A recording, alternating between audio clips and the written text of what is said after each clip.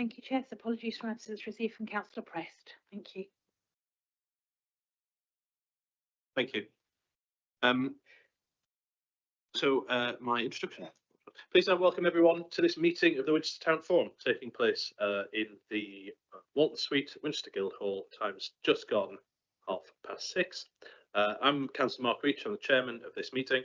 It's being live streamed and recorded on the council's YouTube channel. Subtitles are available, and advice on how to turn this on is on our website. Phones off, everyone, please.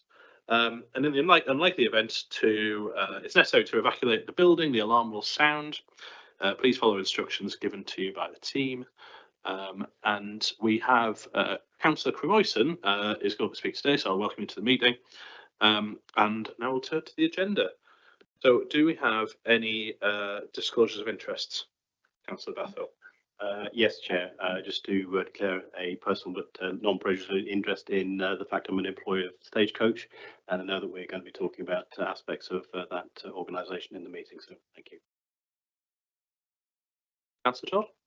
Yes, I need to declare a personal but non-prejudicial interest as a county councillor. Excellent, thank you. No further declarations to be made. Very good. Okay, sorry. Councillor Tippett could present his apology, but will be here shortly. Chairperson's announcements is the next thing. Just to say this is the last town forum of this municipal year. I feel like we've achieved a lot, and there's a lot still to do, so that's very good.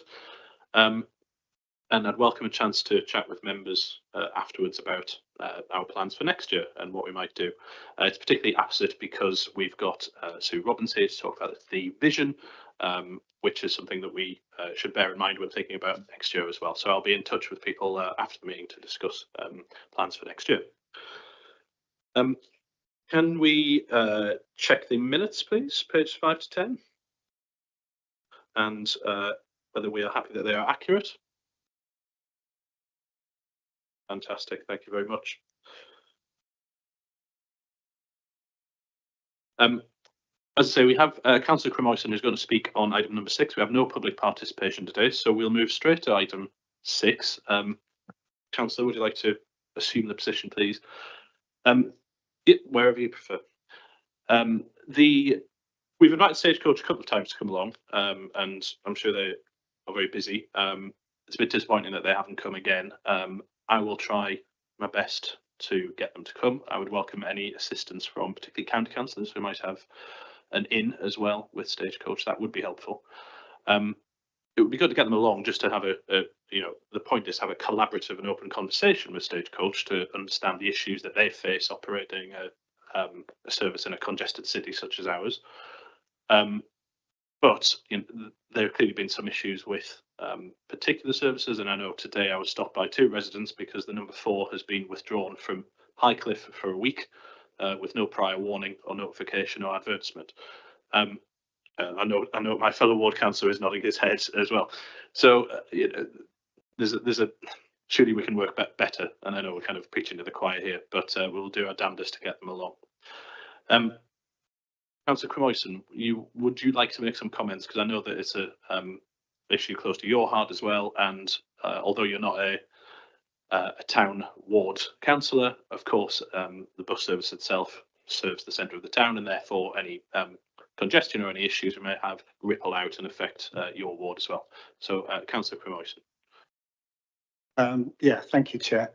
I think out in the Worthies, we kind of like to think of ourselves as having one foot in the town and one foot out, and hopefully many of the benefits of being in the town and many of the benefits of being slightly rural. I had hoped to be listening to a Stagecoach discussion. As many of you know, the Spring bus, which is the primary bus which serves Kingsworthy, has been noticeably unreliable, with more cancellations than are comfortable for people to tolerate. And I'm sure this is not just happening in the Worthies, it's probably happening with number 3, possibly with the number 5, but that service enjoys many more buses in an hour, so probably it's less noticeable. As I'm sure most of you know here, we have a substantial area of Kingsworthy which has council homes. We have very elderly people. We have a lot of people who are dependent on a bus as their means of getting in and out of the city. And the Worthies is not blessed with lots of amenities and services like shops and doctor's surgeries. We used to have a doctor's surgery. We don't have a doctor's surgery. So, the bus is quite an important part of how people get to these important amenities. We also have quite a lot of people who actually do have cars and can drive, but also have concessionary passes. And what I'm hearing from people is a lack of trust in the bus service, that they just feel too often they get to the bus stop, they've walked to the bus stop, they get there and they've waited the 15, 20 minutes or so, then they discover the bus is not coming and they end up driving, or they end up waiting, having got wet in the rain, etc., etc. So those people, once that's happened once or twice, they stop using the bus, they just use the car. Now, as the district, in terms of our district policies, we are aiming, I think, to try and reduce the amount of vehicular traffic into the city. We're doing fine work with park and rides. We're doing fine work with the tariffing on our car parks to try and encourage people not to come quite so far in. But I think we are not doing quite so well in terms of, if we want to try and reduce people coming into town, we need to have a decent bus service, and we need to go out in concentric rings, is my view on that. I think it's important that we have a bus company that is bought into our vision for how the Winchester as a city and a town develops. I had meetings with Stagecoach in end of November, and it was really promising. I was encouraged, came away thinking, okay, I think we've got a good dialogue here.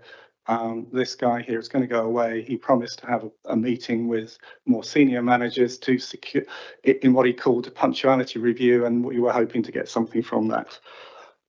Since then, that dialogue has gone completely quiet, and there's no evidence that the bus service has improved. So had they been here, I would have wanted to hear what the outcome of that punctuality review was and what they were promising to do. As they're not here, I'm going to ask the members here, bearing in mind that you had this on the agenda, what you were planning to do as a result of this meeting, and how you feel we can all work together to try and establish at least a dialogue with Stagecoach. So, if there's difficulties, they share those difficulties with us, and we try and help them work to solve those difficulties. And maybe the problems can't be solved, but at least we have an open dialogue and we understand. And I suspect that some of those difficulties we could solve over time.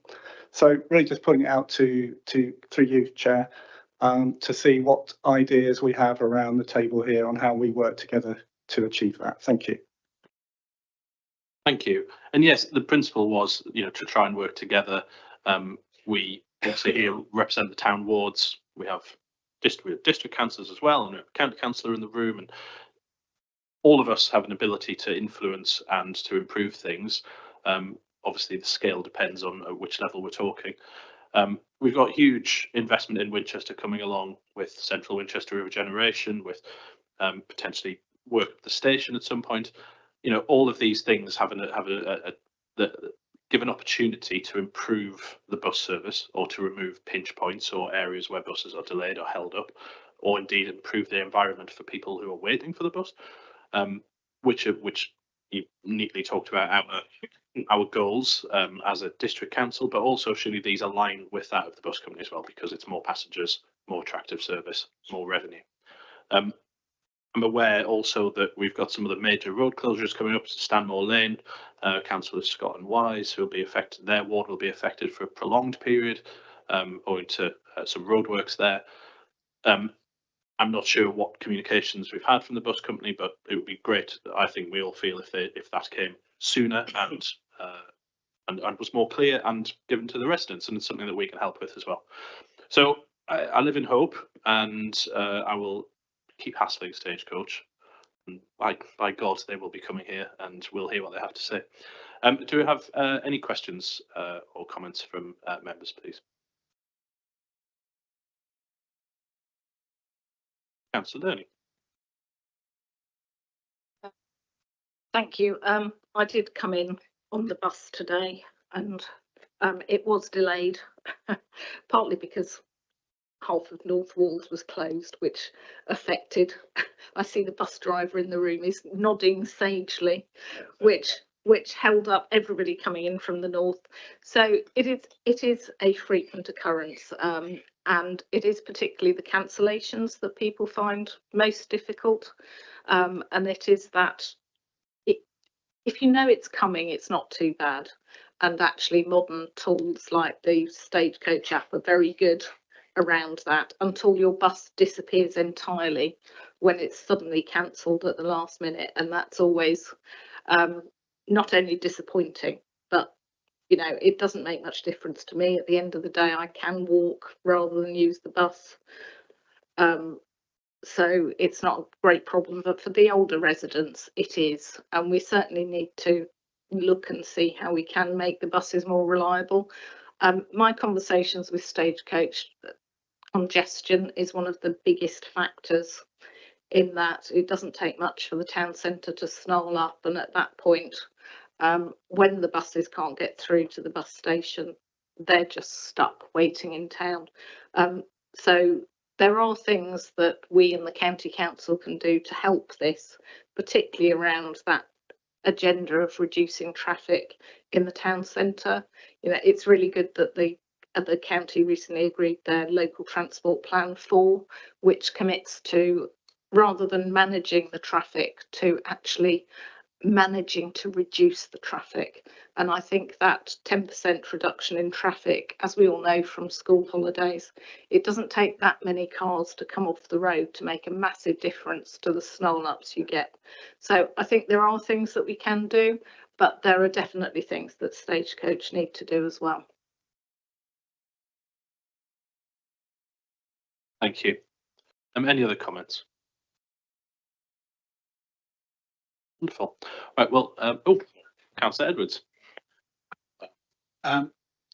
Just to say that I'm sure the relationship with the bus operators is absolutely critical. What I don't sense at the moment is always a public service ethos amongst the bus management. So today, for example, we both had comments from people in Highcliffe, distraught in one case, angry about the sudden cancellation of their services, which I was able to tell them were to do with roadworks scheduled for 3 days on Petersfield Road. Actually, that's on the whole length of the road. The bit that stops the bus is probably only 1 day's work. But Stagecoach had announced a whole week without any service, as you know, Chair. And I think it's that, you know, well, if we can get overrunning the service, we will for a week, and we have an excuse. I mean, you know, I'm obviously speaking informally here, and I'm sure it doesn't. It's not quite like that, but that is how it's perceived. That there's a lack of belief that the bus service is being run with commitment and flexibility and determination to get around problems, and that's what I hope together we can help them to move on from. Thank you. Thank you. Any further questions or comments? No. Wonderful. Well, thank you, Councillor. You're more than welcome to stay, see how we do things down here in the town. But of course, if you want to head off, that's absolutely fine as well. No, thank you, Chair. I will stay for a little bit, but then I've got a parish council meeting to attend straight after. Wonderful. Thank you for your contribution. Really do appreciate it. Make sure we invite you down when Stagecoach do eventually come. Can we turn now to agenda item number 7, please, which is the Winchester Vision update, which is WTF 329. And we have Sue Robbins here. Thank you for coming along. And I think Councillor Becker was going to just do a very short introduction to this paper. So, Councillor Becker. Find the right spot in the papers.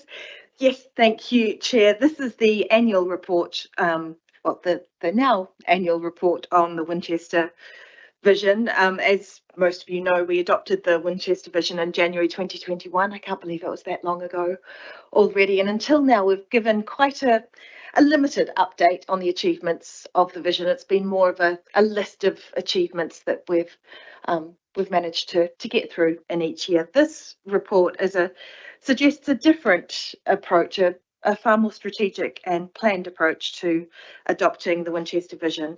The vision has been successful, and I think we've all seen how we've adopted it in different ways of working throughout the council, but we can't really forget that it is a town forum initiative, and it's a town, they're the outcomes that the residents of the town want to see achieved by the council. And so what this report suggests is that we update the town forum committee report, so it includes, just as we do for the council plan, it includes a section on the town vision and how the proposals coming forward to this forum meet those vision outcomes, that we revise the town small and project grant criteria to also include the town vision outcomes, and we similarly reflect the vision outcomes in the naming of the informal group, so we can make sure that the activities that this forum carries out are focused heavily on the outcomes that we wanted to see achieved through the Winchester Vision. I should also add, I don't think it's attached to this paper, but as part of this work, and I think we discussed it at the last update, that Sue and her team would create a guide for community groups to allow them to have guidance from the council about how they go about achieving what they want to achieve. And so we I use the word achieve too much, we do allow those groups, and we enable those community groups to be able to carry out work rather than always expecting the council to carry out work, which was indeed one of the outcomes sought. So we have now created a guide for community organisations, an information guide to help create new, improved or changed assets for your local community. And that has now been, am I right to say that's now been published? It's now on the website, and we encourage all community groups who are looking to achieve something in the community to go and look at that. It's a really helpful, practical guide for who you contact in the council, what sort of support is available, what do you need to think about when you want to realise your project. Is that everything, sir? If I may, I'll just add a few comments on that introduction. And that's to say, I think it might possibly be for the first time that we have shown all the actions that were given in the workbooks, the handbooks, and actually tried to map them against the sorts of routes to delivery or influence that are now available. And I think some of those routes are in development, some of them being delivered and are happening. So I think it just highlights that, in fact, I think more focus and awareness almost needs to be brought to the work that's happening. It's not that it isn't happening or hasn't been, it's just a case of actually perhaps being better able to demonstrate that and then to capture those changes and those impacts. And I think that's why some of the suggestions have come forward about reporting in a different way, or capturing the work that is already ongoing in a different way to really highlight that. Thank you. Thank you very much. I encourage all the members of this committee, this forum, to read the vision document. We have a copy, put a copy in the members' library, so you can toddle off down there and have a read yourself. It's a very comprehensive document. So one of my questions is, it was produced at a time, before COVID and before all of the impacts of that. Is the vision still? Do we feel it's still the right thing for the town? Do we feel it's still relevant? I suspect Councillor Becker, that's a question for you. It wasn't created before COVID. It was actually created during COVID. It was, I think, longer standing members may remember that we had our very first, it was intended to be very in-person, people down on the high street asking questions. They managed to do one day of that before we went into lockdown, and it switched into being a more online engagement process, but actually what that allowed us to do was to reach out to groups that we hadn't heard from and do far more targeted engagement with particular groups. And I don't, having been on the town forum before the vision, having been the one who led the vision, and since then its implementation, I don't see that the outcomes that the vision sought have changed from my conversations with people in the town at all. If anything, they're a bit more pressing. A lot of the feedback that we had was just get on with things, and we are now doing that with Central Winchester. So the time will come when we have achieved that, but I think that the themes are absolutely still relevant now. I would agree, and I think that the challenges that people are facing at the moment shows the importance and need for resilient communities that can help themselves and be self-sufficient and look to themselves to for support and growth. So I think it's demonstrates that those are still very valid, and that some of those issues that are also trying to be redressed about the sort of demographic imbalances, inequality and bigger global changes, those are long-term sort of issues that will be there for a while and will take time to change. So I think both of those balance the fact that there's that need for resilient communities and a long-term view on some of these bigger issues. And then I guess that leads on to a second question, which is, I've already mentioned the big projects that we have coming up in the town area. Do you feel that the vision is properly kind of ingrained into the decision-making process around things like Central Winchester regeneration, or even Councillor Ernie mentioned the local transport plan as well? Obviously that engages a number of the issues in the town vision. So yeah, do we think we use this, we use the town vision to guide that decision-making on those issues effectively? I'm sure others also have a view on this, but I think we have taken, particularly the town forum cabinet members, we've all taken the vision to heart, and it does guide us in what we seek to achieve, and how we, I think most importantly, how we seek to achieve it. I think my portfolio actually comes out from the town vision, and the need to listen better and the need to engage with wider groups within the community. The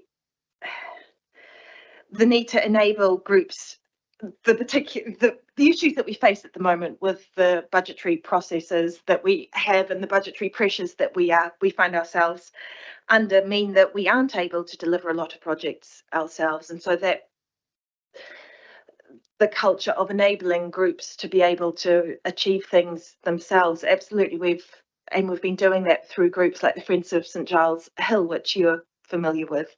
That's a group where we have trusted them to go forward and deliver on something that previously I think a lot of people would have expected the council to be able to go and deliver that project, when actually that's not what the community wanted. The community wanted to say, this is a space that is incredibly special to us, and we want to make it more special so we can share it with a wider group. So in those smaller ways, we've absolutely taken it to heart and use it in our day-to-day decision making in the council, even if we don't explicitly always say that that's what we're doing.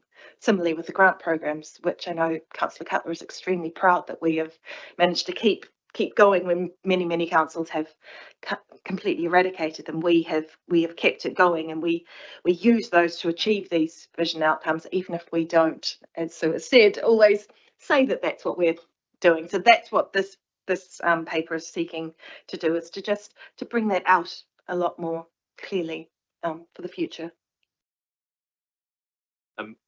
I see Councillor Cooper. I think it would only be fair for me to say that obviously one of the recommendations we will be asked to approve is exactly what I was talking about, embedding the decision making through the kind of bureaucratic process as well. Councillor Cooper. Thank you, Chair. I suppose the question was, I mean, we previously had, I think, a list of the small wins that arose from the vision. One of the, I can't remember which town forum it was now, forgive me, but it was very useful, very helpful list. And I note that this plans on mapping or essentially adding to the grants criteria a town vision outcome or a theme. And so would that change the grant program, assist in helping you essentially compile that list of small wins? Is that one of the potential benefits of this approach? The previous list, I think, was really to try and capture the activity that had been going on. So I think, as mentioned, it was almost a retrospective look back. I think this is much more about changing the conversation to how can we proactively see what's happening and perhaps move away from just looking back and creating lists. So I think the idea of adding in some objectives or criteria around the town vision in the grant is again to enable communities. So it's around perhaps moving away from thinking around sort of well-being and health and thinking of it just through a different lens. They're still really important, but it's actually just sort of making more of a clear link between that. So it wasn't really to replace, it was more to be forward-looking rather than trying to create a log of what has happened. Councillor Thompson. Thank you, Chair. I just wanted to make a few comments really about the document before us. I think one of the huge benefits of the vision is the fact that we've now got an evidence-based programme that we can start to implement when finances allow us to do that. And it's been talked about, how much is this embedded into what we're doing as a council, and just looking on page 24 and 25 under the culture section, of course it talks about our festivals network, festivals and events policy and programme. Well, actually we have already set up a festivals group, and we are hoping to expand that and make it wider, so it's not just the town centre, but it's also goes out into the district too. Winchester street markets, we are in the process of retendering that contract, and when we have an operator on board, we will be looking at designs for and branding around our markets. So I think we are embracing what the vision told us that it wanted us to do, and I think it's really important that we have that in the background. At Cabinet on Wednesday I'll be introducing the new cultural strategy, and a lot of the comments in this that have been raised are actually coming forward again under the guise of the cultural strategy. And I think, as Councillor Becker said, when we started this, we were in a completely different place and we had no idea about the war in Ukraine and the effect of the cost of living and inflation and all of that. And of course, we're in a very different position now regarding our financial resources. But of course, so we're moving more to being an enabling council and working with stakeholders and our partners to deliver a lot of this. And we've done the legwork, as it were, but we have got the evidence to back that up. Thank you. Do you have any further questions? And do we have any debate? Councillor Cooper. Yes, I think just to say that I think this is a really good idea and will help, I think, to crystallise people's mind and remind people about the importance of the vision and why it's essential to what we want to achieve as a town forum. And I particularly like the fact that we're going to map the vision themes to the informal groups, and I can see how that can work perfectly with the heritage group, for example, and also help us to remind us to think about things like ensuring that we're properly engaging with stakeholders in that group and matters like that may not necessarily be at the front of minds when we're planning meetings. So I think it's a really great idea, and thank you for bringing it forward.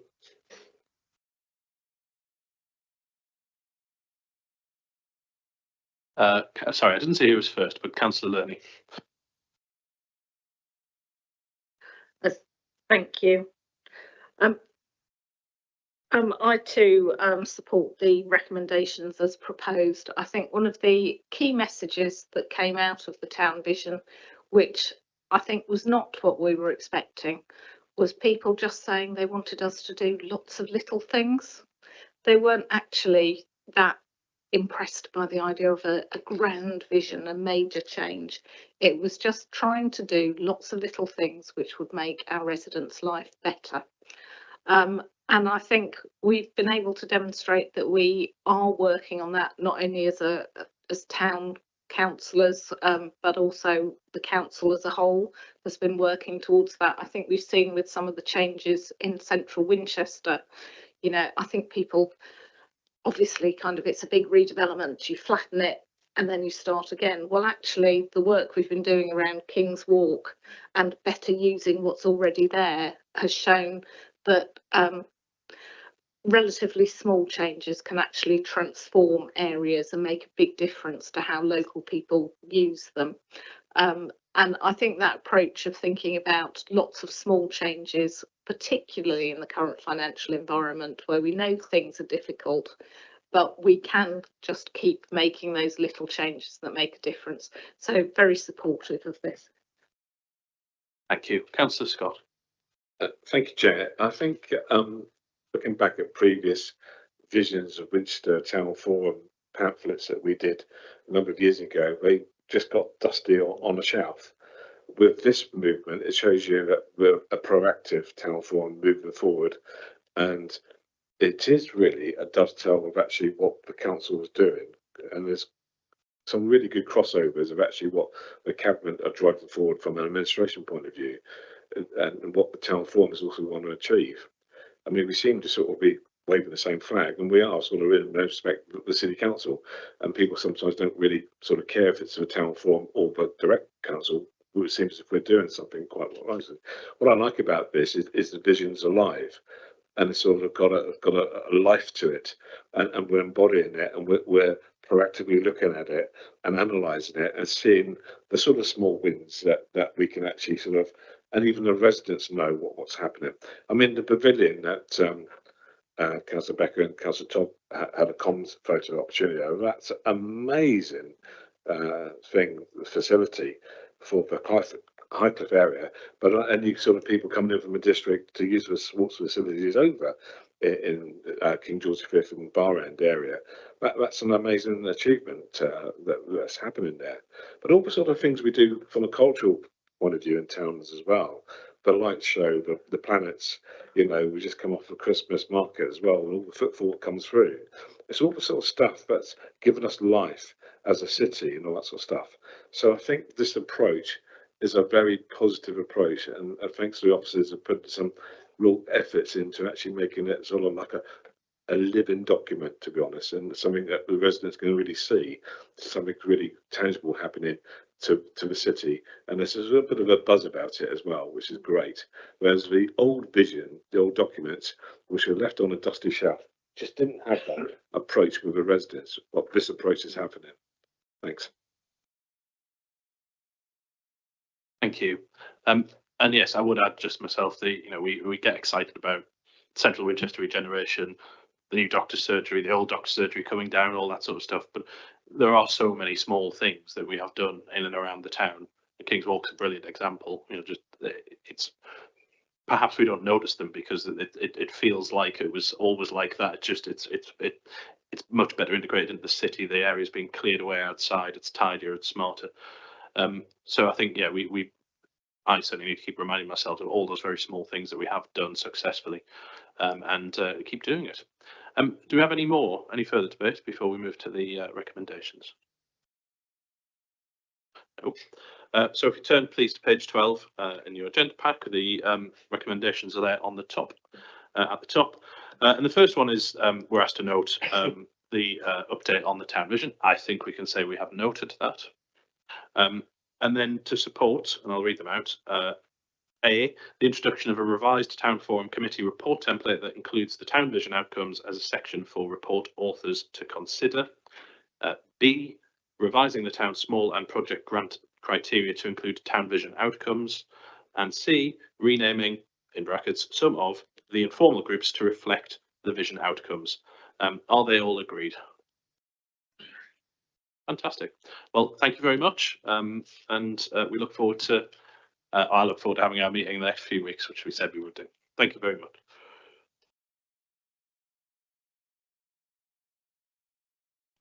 Building on what we've been talking about so far, Councillor Todd was very keen to come and talk about livable neighbourhoods and to give us a verbal update.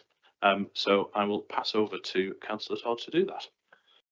Thank you very much indeed. And I actually resisted the temptation to comment on the town vision or the Winchester vision in the previous agenda item. But actually, one of the things I could have said is that there was an entire work strand on movement. And it talks a lot about the kind of initiative I'm going to talk about now, the full-fledged livable neighbourhood, and how we make those kind of small changes that make Winchester an even better place to live. If you, in about 2021, the government offered the prospect of getting funding to develop what were called mini Hollands across the whole of the UK. There were only 19 were going to be funded for exploratory work, and Winchester was Hampshire's one. And if you go to the County Council website, it was a joint project between the city and county. One of the things they were really clear about was that there needed to be unambiguous local political support for the programme, and there was. And in 2023, the report, which I recommend reading, was submitted. And it directly referenced the town vision in that report.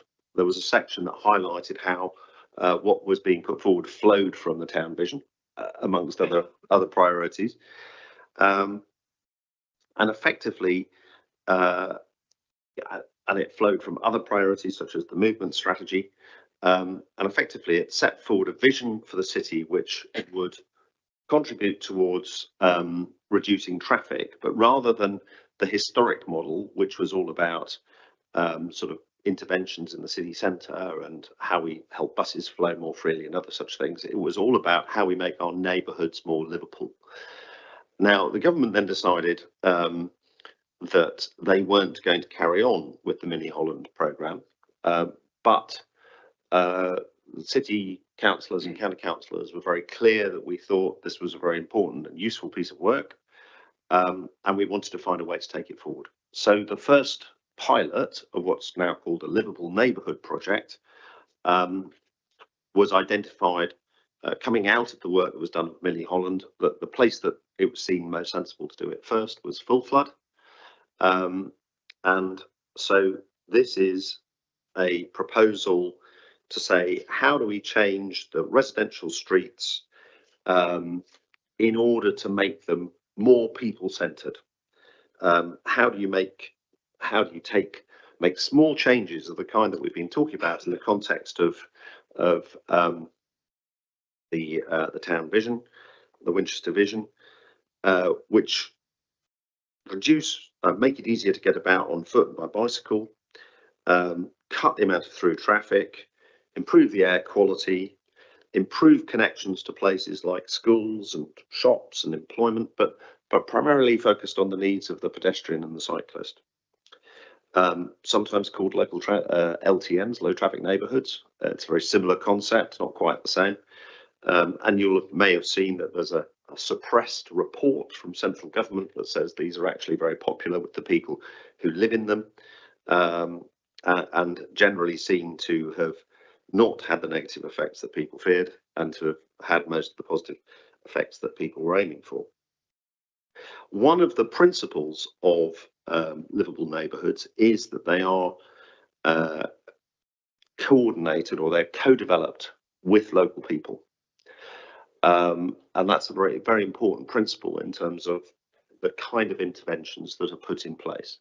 And these are not intended to be major work pieces of engineering. We're not talking about, building a new bypass. We're talking about relatively small scale changes that can make a difference. It might involve extra crossings. It might involve putting in what are called modal barriers. which it's easy for a walker or a cyclist to get past, but less easy for a car. It might include bus gates. There are various things that you can do in order to make it easier for people to get around. So the first stage of this project is a couple of community workshops that are held within Full Flood for the residents to take part in. And what that's been about is capturing where are people's concerns, where are the points within an area where people feel like it might be hard to cross the road, it might be people might feel unsafe, where maybe speeds feel too high. And there have been 2 workshops. We've been to one which was held in St Paul's Church Hall in Full Flood. It's run by officers. There was an amazing turnout of local people, and that was on February the 27th. And then there's another one due, I think, a week today in Ashburton Hall at Hampshire County Council from 4 till 8 p.m. And again, people are being asked to come in. There's a big map of the area on the wall, and they can stick comments on and post-it notes and give their input as to how the system works at the moment and if there are things they'd like to see changed. So that's the work that's going on at the moment. That will then be taken away to identify the ideas and concepts and changes that might be made, and based on the feedback developed further. And then the intention is that we get towards the end of the year and there will be further work with a final set of proposals where there will be work with the community to work out exactly how those proposals are going to work. And then the implementation would follow from there. So that's the project. It's very much intended as a pilot, and I think the intention, the hope, certainly I think the hope those of us directly involved in it, either as county councillors or through the movement strategy, is that it's a pilot we would aim to roll out, assuming it's successful and it's executed well and it evaluates well once it's been done. So this is the start of something. It's the first one in Hampshire, so that's an exciting thing in and of itself. It flows from the general enthusiasm that we as a town forum have for this kind of work and this kind of project. Yes, I'm hoping that we can proceed with it at pace, and that it will just be another step forward in improving our wonderful city and making it an even better place to live. Thank you very much. And I think everyone around the table will have examples from their own wards where people have been crying out for these sorts of small scale interventions to make them more livable places, you know, where children can actually enjoy, you know, playing out without fear. Are there any questions for Councillor Todd? Conscious that this is really just a verbal update of what's going on, so it isn't particularly fair to put him on the spot, but I know this is a topic that everyone's very enthusiastic about. I guess my first question would be, I think there are some areas, certainly in St Michael Ward, where, you know, we would really would love to see similar sorts of schemes. How is this going to be funded, given that the government hasn't removed funding for mini Holland schemes? So one of the consequences of all the work that's been done through the Mini Holland programme is that the county was able to take the work, because we've been so enthusiastic about this kind of active travel intervention in Winchester. The county is able to make bids to Active Travel England in order to seek funding from central government in order to progress this kind of work. I don't quite know where things stand in terms of what response they've had, but the second source of funding is, you know, the one thing we know comes from development is extra pressure on the roads. St Paul has had more development and more community infrastructure levy than any other ward in the entire district. So it feels an appropriate place to start. And so this is absolutely something where we would be using community infrastructure levy for the purpose for which it is intended, which is to deal with the pressure of extra development. There's been a lot of development in St Paul. There's been a huge amount in Chilbolton Avenue. There's the new police headquarters site. And actually, what hasn't changed, a really clear example would be West End Terrace, is that's not been changed to cope with the fact that over I don't know, hundreds and hundreds of people now cross that road every morning as they're leaving the police headquarters site in order, or Knights Quarter, I think we should call it, if we're keeping the estate agents happy, or Fellows Rise, if you want to be very specific and refer to the fact that the road through it is named after the only Chief Constable ever to fall in the line of duty. There are huge numbers of people are now crossing that road, and yet nothing has been done to West End Terrace to reflect the fact that it now has a whacking great pedestrian flow of people crossing it. And that's an example of where an intervention might well be needed in order to say the world has changed. There's been a huge amount of development, and Chilbolton Avenue is another example of where I'd hope proposals come forward as a result of this, because there's been a huge amount of development there, and the nature of the road and the way it's engineered has not changed to reflect that. But it will look more widely, because, for example, one of the consequences of extra development is extra pressure on the number of people trying to get to Westgate School. And we know that that causes a lot of pressure within Cheriton Road.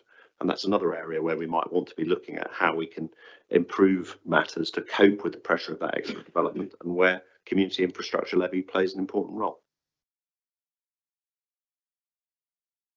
Thank you. And I'd refer members to page 15 in the agenda pack that sets out the community infrastructure levy that's expected by the town. And it's an interesting point about the change of demographics and use and employment in the city, particularly with footfall being now so very high on the high street, that there are clear, again, pinch points and areas where, you know, we're not people centric. We hand over a lot of space to a relatively small number of vehicles, when actually we have hundreds of people waiting across the road and with substandard pedestrian facilities. Are there any other questions for Councillor Todd? Well, we wish you the best of luck with the scheme in full flood, and we hope that it is a success and executed well, and hopefully it's something we can then replicate across the rest of the city, consistent with the town vision. And don't add pace, as Councillor Todd is very fond of saying. We'll now move on to agenda item number 9, informal group updates. Councillor Cooper is shaking his head, but I know that there's great work being done on the Butler Cross. Perhaps you would like to mention that, because everyone loves to hear about it. Yes, I'm in terms of where we are, Chair. As I say, from the last meeting, the applications are being submitted to Heritage England and in relation to the bus cross and High Gateway, and refer back to the minutes of that last meeting, and that's all in progress, and we'll keep you updated as and when we get the latest back. Fantastic, thank you. It'll be great to see when it happens. Presumably it will be shrouded while the work's being carried out. Yes, the plan will be that there'll be scaffolding around the Butter Cross. It will be, the aim is to have some information boards around it in order to ensure that people sort of get a concept of what's going on and why. But the document that sets out what's happening with the Butter Cross it's an exceptional piece of work from the architectural surveyor and the council officer team. That explains the absolute forensic detail they're going into to make sure the Butter Cross is restored as effectively as possible, and even shows some great work by the council archaeology teams to have done things as preserving bits of filial that have fallen off over the years that will, we hope, be restored back onto the original structure using some clever metal rods and restoration techniques which are far beyond me to explain properly. So that's all lined up, and it's going to be great. It's going to be exciting. Keep the Butter Cross as glorious as it is for the next century. Fantastic, thank you. If we have no further updates, we move to the work programme, which is on page 29 in your agendas. We also, this group, we have an away day planned towards the end of this month, and I'm very keen that we have a town councillors section of that as well, just to discuss the work plan as well. And as I said earlier, I'm going to talk to Sue Robbins and a couple of others just about the vision into the next municipal year. So if we look at the scheduled items of business on page 29, I will assume that that has been noted and there are no additional, nothing anyone would like to add or remove. Fantastic. Excellent. Noted. Well, and that brings us to the end of the agenda. So thank you very much. And we'll meet again in, I think it's June, actually. We've got a question from Councillor Becker. Not a question, just thanks to Councillor Edwards, because I think this is his last ever council meeting. 2 plannings coming. Ah.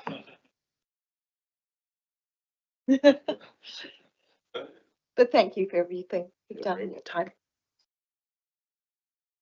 And thank you to you, Councillor Reach, for taking on the role of town forum chair. I know it's not easy. It's slightly terrifying when they first say, oh, do you want to do this? And then tell you everything that you are then responsible for, but you've done it with brilliant humour and grace this year. So well done. Well, thank you. And